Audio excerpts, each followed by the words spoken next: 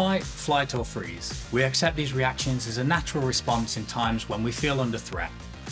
We might believe they're a little over the top in the workplace, but our brains have not yet developed enough to tell the difference between the terror of impending death by a saber-toothed tiger or how we feel when we learn that there'll soon be a restructure starting.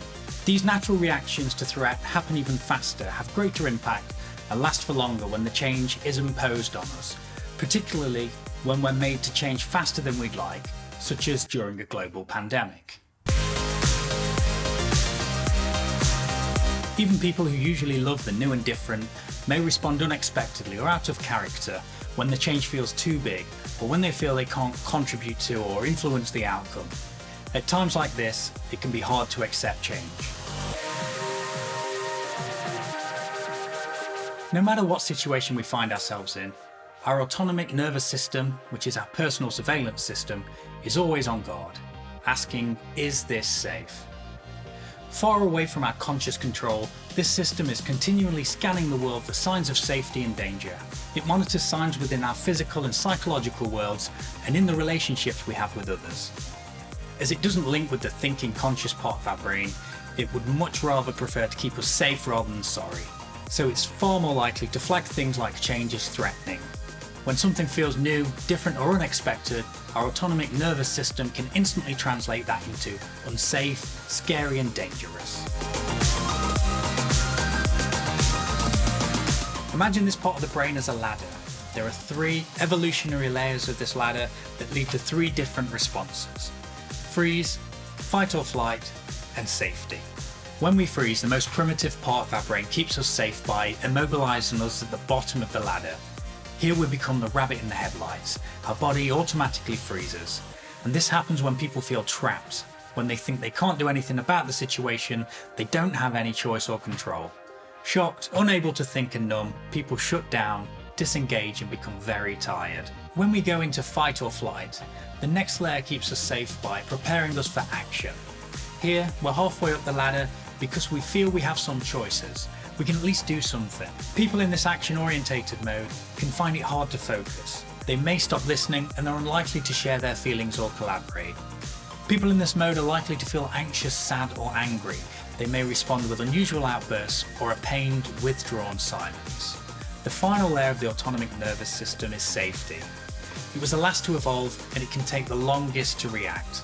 Scanning for reassuring cues of safety, this part of our brain picks up on feelings of positivity, trust, social connections, and being safely engaged. This is the very top of the autonomic ladder. We can see the big picture and be creative, optimistic, and committed, even when we encounter a setback. That safe top part of the ladder is clearly where we want people to be, ideally all the time. For us as leaders, the crucial question is, how can we help move people from a position of fear when faced with change into a position of safety? And whether we're looking to move ourselves out of these modes or help other people, this ability to create a real sense of safety becomes even more important for leaders in this time of upheaval.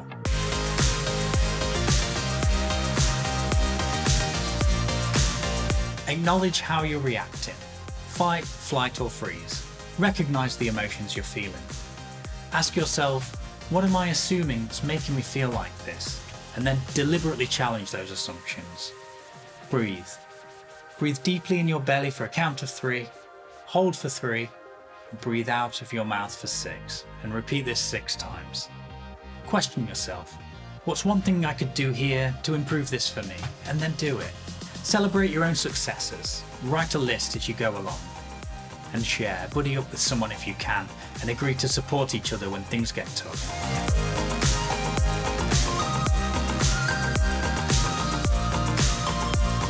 Be there. Keep in contact regularly.